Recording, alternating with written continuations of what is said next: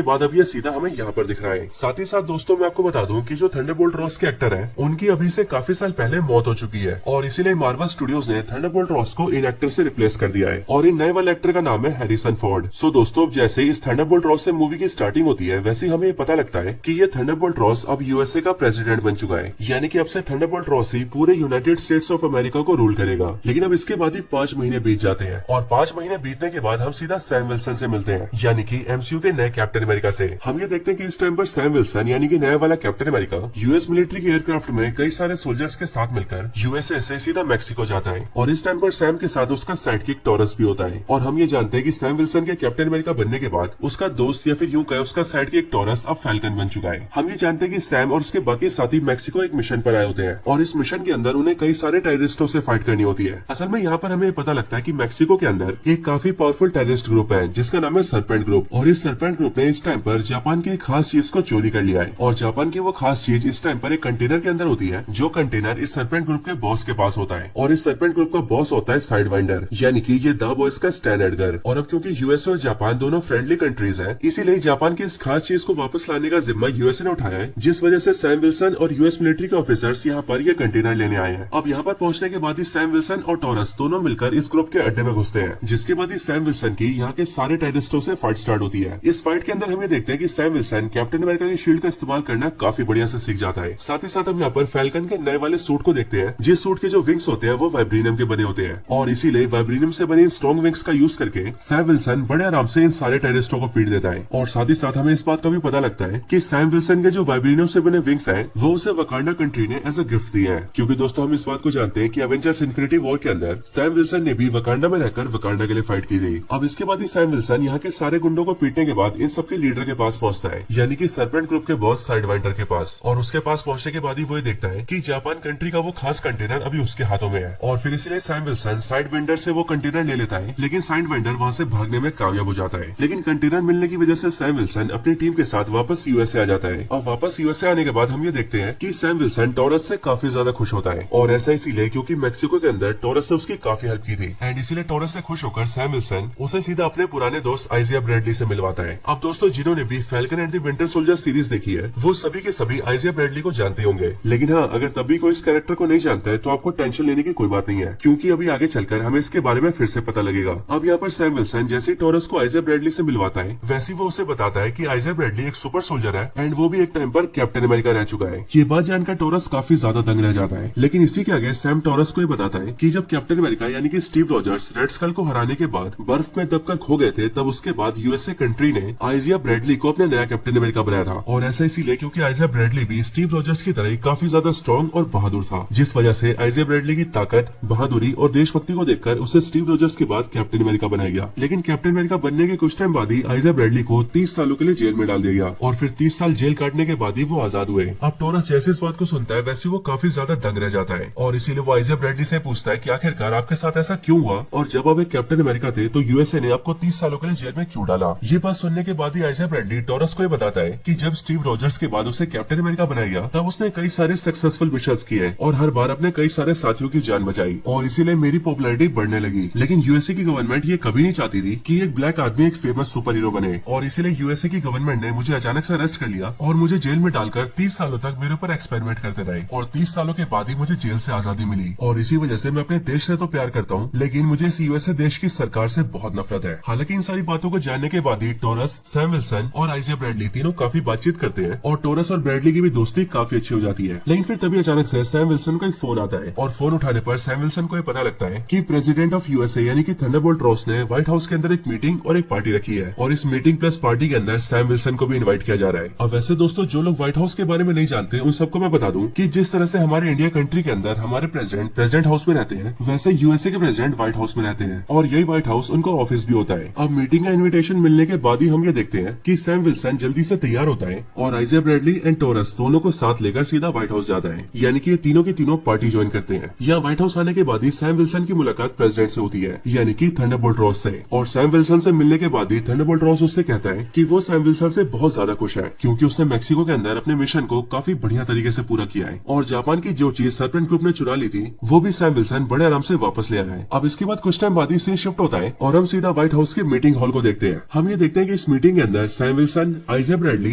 Taurus और उनकी तरह और सारे गेस्ट तो होते ही हैं, लेकिन उन्हीं सबके साथ साथ यहाँ पर थंडरबोल्ट रॉस और उसके अलावा दुनिया भर की काफी सारी कंट्रीज के हेड भी होते हैं, जैसे कि जापान के प्राइम मिनिस्टर, फ्रांस के प्राइम मिनिस्टर और साथ ही साथ यहाँ पर इंडिया के प्राइम मिनिस्टर भी होते हैं। और ये इंडिया के प्राइम मिनिस्टर देखने में काफी हद तक पीएम मोदी जैसे लग रहे होते हैं। लेकिन अब इसके बाद यूएसए के प्रेसिडेंट यानी कि थंडरबोल्ट रॉस इस मीटिंग को स्टार्ट करता है और वो सभी से कहता है कि आज से काफी टाइम पहले इंडियन ओशन के अंदर एक नए आइलैंड का जन्म हुआ है जिसका नाम है सेलेस्टियल आइलैंड। और दोस्तों, ये सेलेस्टियल आइलैंड और कोई नहीं बल्कि टियामत द सेलेस्टियल होता है, जिसके उभरते हुए इमरजेंस को इटर्नल से रोक दिया था, लेकिन इसके सख्त होने की वजह से ये एक आइलैंड जैसा बन गया। और उसी की बात करते हुए थंडरबोल्ट रॉस सबसे कहता है कि जब इंडियन ओशन के अंदर इस सेलेस्टियल आइलैंड का इमरजेंस हुआ तब दुनिया की सारी कंट्रीज का ध्यान इस पर गया और इस आइलैंड पर आकर बहुत सारी कंट्रीज ने रिसर्च किया एंड फिर जाकर हमें पता लगा कि ये आइलैंड एक नए तरह के मेटल से बना है, एक ऐसा मेटल जो कि पूरी दुनिया में कहीं नहीं पाया जाता, लेकिन ये मेटल वकांडा के वाइब्रेनियम से भी ज्यादा स्ट्रॉन्ग है और इस मेटल का नाम है एडमेंटियम। लेकिन जैसे एडमेंटियम के बारे में दुनिया को पता लगा वैसे उसे हथियाने की होड़ मच गई और इसीलिए कई सारे देशों के बीच अनबन होने लगी। लेकिन तब जाकर हमारा देश यानी कि यूएसए सामने आया और हमने इन सारे देशों का संगठन बनाने का फैसला लिया और हमने ये डिसाइड किया कि हम ये सारे देश एक साथ मिल जाएं और साथ मिलकर उस सारे एडमेंटियम को आपस में बांट लें ताकि सभी को एडमेंटियम भी मिल जाए और किसी के बीच टकरार ना हो। और आज के दिन इस मीटिंग में हम सारे देश मिलकर उसी प्रस्ताव को पास करने आए हैं। अब इसके साथ ही थंडरबोल्ट रॉस यहाँ पर ये भी कहता है कि हमारे मित्र देश जापान ने इस सेलेस्टियल आइलैंड पर पाए जाने वाले एडमेंटियम पर काफी अच्छी रिसर्च की थी और उन्होंने एडमेंटियम के प्योर फॉर्म को अचीव कर लिया था, लेकिन उसी प्योर एडमेंटियम को सरपेंट ग्रुप ने चोरी कर लिया, जिसके बाद हमारे कैप्टन अमेरिका ने मैक्सिको जाकर जापान के उस एडमेंटियम से भरे कंटेनर को उनसे वापस ले लिया और इसके लिए वो यहाँ पर कैप्टन अमेरिका को थैंक यू बोलता है। लेकिन दोस्तों, इन सब चीजों के दौरान ही हम ये देखते हैं कि यहाँ इस मीटिंग में अचानक से जोर जोर से गाना बजने लगता है और गाना बजने के साथ ही आइजा ब्रैडली खड़ा होता है और वह पास में खड़े गार्ड की बंदूक छीनकर उस बंदूक से सीधा थंडरबोल्ट रॉस पर फायरिंग कर देता है। और सिर्फ आइजा ब्रैडली नहीं बल्कि वह व्हाइट हाउस में खड़े यूएसए के 4 सोल्जर्स भी सामने आते हैं एंड वो लोग भी अपनी गन्स निकालकर फायरिंग करना स्टार्ट कर देते हैं। हालांकि उस फायरिंग से थंडरबोल्ट रॉस बच जाता है, जिसके बाद सैम विल्सन जल्दी से आइजा ब्रैडली को कंट्रोल करता है और वो आइजा ब्रैडली के हाथों से गन छीनने की कोशिश करता है, जिसके बाद आइजा ब्रैडली और बाकी के वो 4 सोल्जर्स सभी से फाइट करने लगते हैं। अब इसी फाइट के दौरान यहाँ पर एक लड़की की एंट्री होती है जो कि अब बिल्कुल ही ब्लैक विडो की तरह फाइट करती है और वो एक एक करके सभी शूटर्स को ढेर कर देती है। एंड हमें इस लड़की के बारे में पता लगता है कि इस लड़की का नाम रूथ है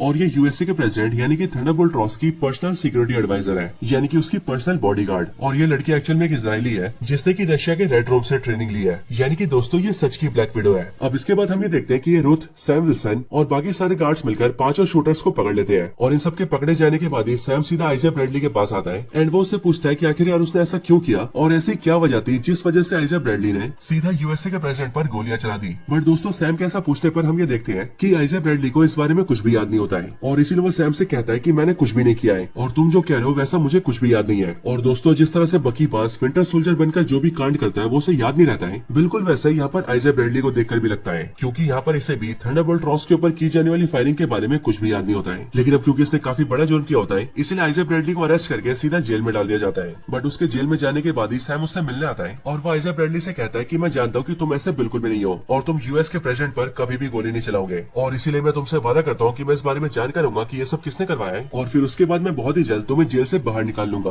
अब सैम विल्सन को भी ये पता था कि आइजा ब्रैडली निर्दोष है और हो ना हो प्रेसिडेंट पर होने वाले हमले के पीछे कोई और है और फिर इसीलिए सैम विल्सन सीधा टॉरस से मिलता है एंड उसके साथ मिलकर उस मीटिंग की पूरी सीसीटीवी की फुटेज देखता है और इस फुटेज में उन दोनों को काफी सारी अजीब चीजें दिखती है। जैसे की सबसे पहले वो लोग ये देखते हैं कि मीटिंग में जब आइजा ब्रैडली अपना फोन यूज कर रहा था तब अचानक से उसका फोन व्हाइट कलर में ब्लिंक होने लगा था और ऐसी सेम चीज उन 4 सोल्जर्स के साथ भी हुई थी जिन्होंने की आइजा ब्रैडली के साथ मिलकर फायरिंग की थी। साथ ही साथ वो लोग यहाँ पर ये भी नोटिस कर लेते हैं कि उन 5 ने मीटिंग में फायरिंग तभी स्टार्ट की थी जब वहाँ पर गाना चला था और इसलिए ये दोनों श्योर हो जाते हैं कि मीटिंग में इन 5 ने जो भी किया वो इनसे किसी ने करवाया था और इसीलिए यहाँ पर सैम टॉरस के साथ ये प्लान करता है कि वो उस बंदे को ढूंढ कर ही रहेगा जिसने ये सब किया है। लेकिन ये सब डिसाइड करने के बाद ही जैसे सैम विल्सन बाहर आता है और अपनी कार लेकर कुछ काम करने जाता है वैसे रास्ते में उसे सरपेंट ग्रुप का लीडर साइडवाइंडर घेर लेता है एंड वो उसकी गाड़ी पर हमला कर देता है। लेकिन सैम विल्सन उससे फाइट करता है एंड वो उसे पीट कर कैप्चर कर लेता है, जिसके बाद ही सैम विल्सन को ये पता लगता है कि अब क्योंकि सैम विल्सन ने मैक्सिको में जाकर सरपेंट ग्रुप के कई सारे मेंबर्स को मार दिया था और साइडवाइंडर के हाथों से जापान का कंटेनर भी छीन लिया था, इसलिए साइडवाइंडर ने ये सब अपना बदला लेने के लिए किया है। लेकिन यहाँ पर सैम विल्सन जैसे साइडवाइंडर को हराकर उसे चित करता है वैसे वहीं पर उसे एक फोन कॉल आता है और फोन कॉल उठाने के बाद ही सैम विल्सन को ये पता लगता है कि कोई शख्स सैम विल्सन पर नजर रख रहा है, क्योंकि वो आदमी सैम से फोन पर ये कहता है कि तुमने इसे तो यहाँ पर हरा दिया है लेकिन अब आगे जो होने वाला है तुम उसमें से किसी भी चीज को रोक नहीं सकते हो। और फिर ये बोलकर वो आदमी फोन काट देता है। इस फोन के कटने के बाद सैम जल्दी से टॉरस के पास आता है और वो टॉरस से बोलकर इस फोन कॉल को ट्रैक करवाता है, जिसके बाद जाकर उन्हें पता लगता है कि ये कॉल उन्हें एक पुराने गवर्नमेंट फैसिलिटी से आई है जो गवर्नमेंट फैसिलिटी एक दूर वीराने जंगल में है। लेकिन सैम और टॉरस बिल्कुल भी में टाइम वेस्ट नहीं करते